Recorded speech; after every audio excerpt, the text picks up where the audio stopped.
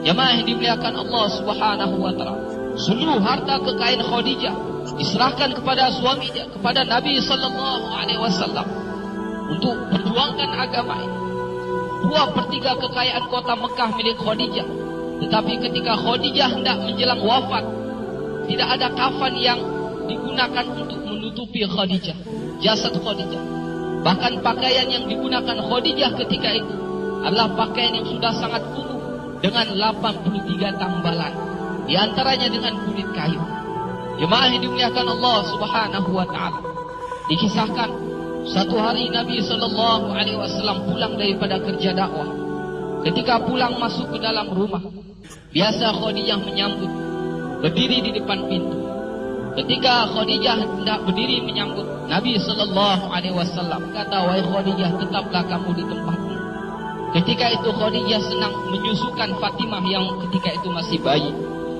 Tuan-tuan yang dimuliakan Allah Subhanahu wa taala, karena begitu pengorbanan Nabi dan Khadijah untuk agama ini, untuk macam mana hari ini kita kenal Rabb, untuk macam mana hari ini kita kenal macam mana kita solat, macam mana hari ini kita kenal Tuhan yang sebenarnya, kita kenal Allah.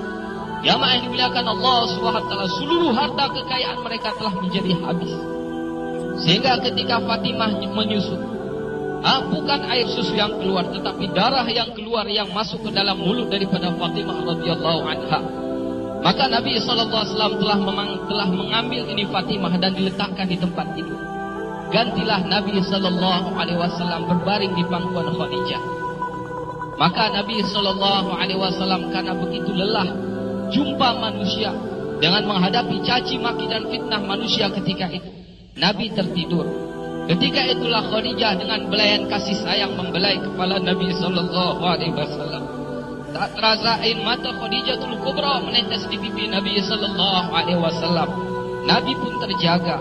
"Wahai Khadijah, kenapa engkau menangis? Adakah engkau menyesal bersuamikan aku Muhammad?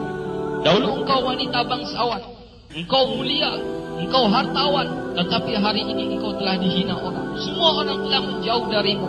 Seluruh harta kekayaanmu habis.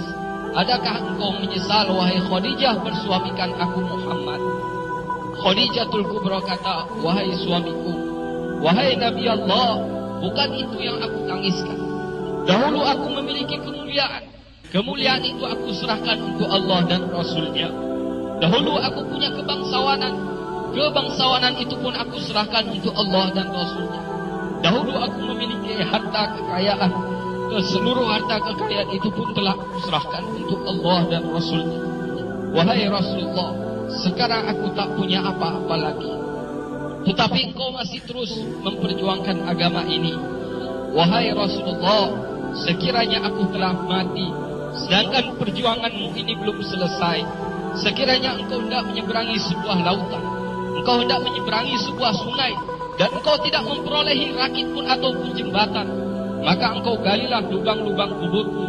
Engkau galilah kuburku, engkau ambillah tulang belulangku, kau jadikanlah sebagai jembatan untuk engkau menyeberangi sungai itu, untuk jumpa manusia. Ingatkan mereka kepada kebesaran Allah, ingatkan mereka kepada yang hak, ajak mereka kepada Islam, wahai Rasulullah. Tuan-tuan yang dimuliakan Allah Subhanahu wa taala, seorang nabi yang agung, seorang istri yang agung, suami istri berpelukan sambil menangis memikirkan agama ini. Allahu Akbar. Jemaah yang dimuliakan Allah Subhanahu wa taala, agama tersebar. Hari ini kita kenal Allah bukan dengan mudah, jemaah yang mulia. Agama sampai dalam kehidupan kita. Agama sampai ke kampung kita. Agama masuk ke dalam rumah-rumah kita. Agama sampai ke dalam hati-hati kita, jemaah yang mulia. Bukan dibawa oleh burung, bukan dibawa oleh angin, bukan dibawa oleh air sungai yang mengalir, bukan, jemaah yang mulia. Tapi dibawa oleh pengorbanan Nabi dan para sahabat.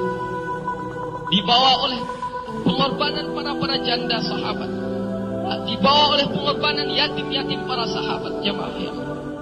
Ulama beritahu hari ini kita senang-senang amal agama di atas penderitaan dan jeritan janda-janda dan yatim para sahabat.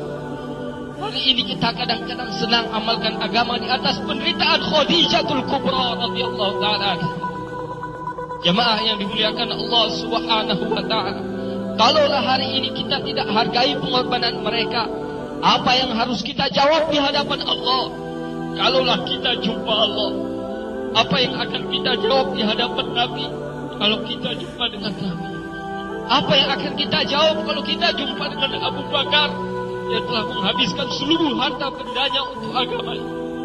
Apalah yang akan kita jawab, wahai ibu-ibu yang mulia, kalau ibu-ibu jumpa dengan sahabiah-sahabiah yang telah mengorbankan suami-suami mereka syahid di jalan Allah? Apa yang akan kita jawab sekiranya kita jumpa dengan anak-anak yatim para sahabat, sedangkan mereka telah mengorbankan ayah-ayah mereka untuk perjuangkan agama ini? Jamaah yang dimuliakan Allah Subhanahu wa ta'ala, agama ini sangat berhajat kepada pengorbanan jamaah yang. Agama tidak akan tersebar dengan tulis-tulisan, agama pun tidak akan tersebar dengan cakap. Agama tidak akan pernah wujud dalam kehidupan kita tanpa kita mengorbankan diri kita, jemaah. Sudah menjadi syarat, agama akan wujud melalui pengorbanan, jemaah yang mulia. Hidayah akan datang dalam diri kita melalui pengorbanan. Agama akan tersebar, hidayah akan tersebar ke ujung-ujung dunia, jemaah yang mulia, melalui pengorbanan.